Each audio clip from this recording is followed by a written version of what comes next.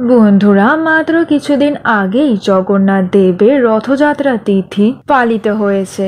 ভগবান শ্রী জগন্নাথ দেব তার বোন সুভদ্রা এবং দাদা বলভদ্রকে নিয়ে তার মাসির বাড়ি গেছেন। বন্ধুরা, আপনাদের মনে কখনো না কখনো তো এমন প্রশ্ন নিশ্চয়ই এসেছে যে প্রত্যেক বছর কেন জগন্নাথ দেব রথে চড়ে তার মাসির বাড়ি যান। জগন্নাথ দেবের এই মাসি আসলে কে?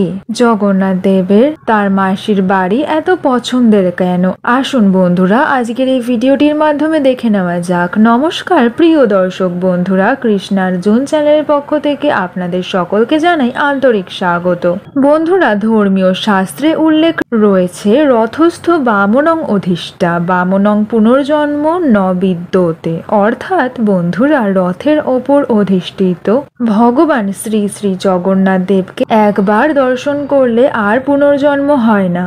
বন্ধুরা, জগন্নাথ দেবের এই রথযাত্রা প্রত্যেক বছর নিয়ম নিষ্ঠার সাথে পালন করা হয়ে থাকে পুরীর জগন্নাথ মন্দির সহ আরো অনেক জায়গায়, যেমন মাহেশ, কলকাতা ইস্কন। বন্ধুরা, জগন্নাথ দেবের প্রধান অনুষ্ঠানই হলো এই রথযাত্রা। এই দিন মাসির বাড়ি যান জগন্নাথ দেব, অর্থাৎ রাজা ইন্দ্রদুগ্নের পত্নী গুন্ডিচা দেবীর বাড়ি যান তারা। সেইখানে 7 দিন কাটিয়ে পুনরায় মন্দিরে ফিরে আসেন, আর এটিকেই বলা হয় মাসির বাড়ি যাওয়া। পরপর 3টি সুসজ্জিত রথে চেপে মাসির বাড়ির উদ্দেশ্যে যাত্রা করেন জগন্নাথ দেব। এই যাওয়াকে বলা হয় সোজা রথ।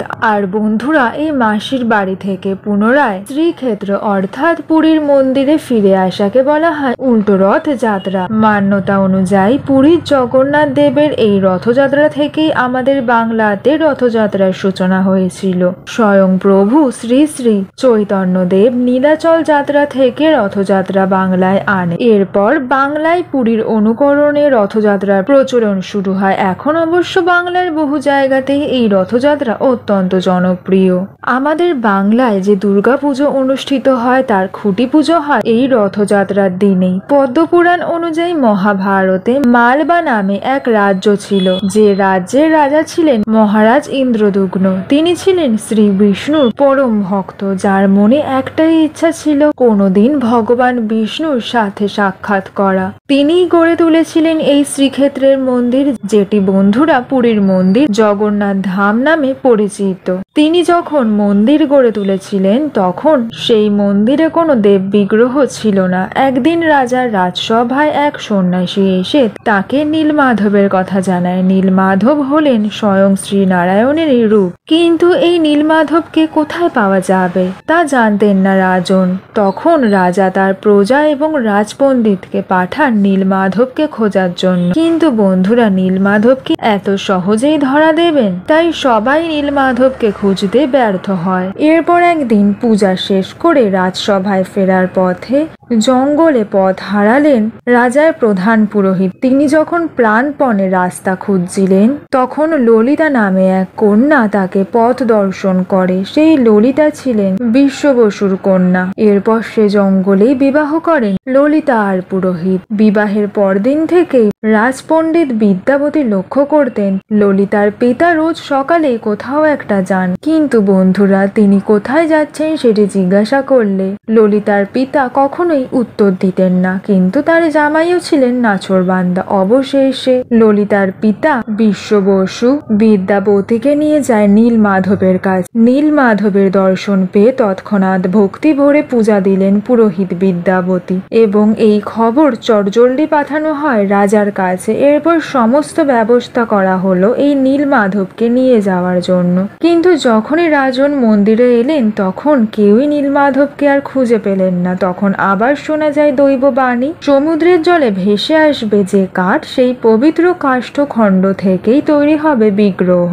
এরপর একদিন সত্যি সমুদ্রের জলে ভেসে আসে কাঠ, কিন্তু সেই কাঠ এতটাই শক্ত ছিল যে সেই কাঠ থেকে মূর্তি করা তো দূরের কথা, সেই কাঠ তোলাও যাচ্ছিল না।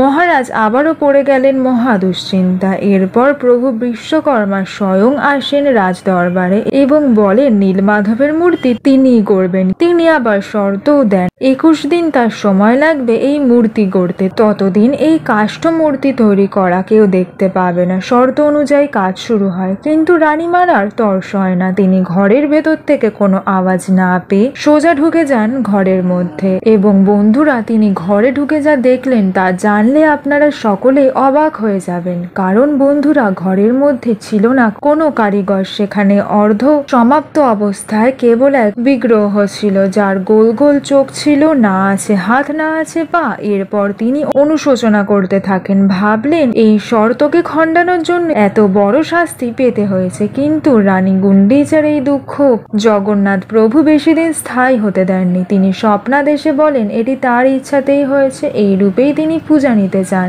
এই জন্যই বন্ধুরা, প্রত্যেক বছর জগন্নাথ দেব রথে করে তার মাসি গুন্ডিচা রানীর বাড়িতে যান। প্রিয় দর্শক বন্ধুরা, ভিডিওটি থেকে যদি আপনাদের কিছু জানার থাকে কমেন্ট সেকশনে আমাকে অবশ্যই জানান। ভিডিওটি যদি আপনাদের উপকারী মনে হয় লাইক শেয়ার সাবস্ক্রাইব করুন।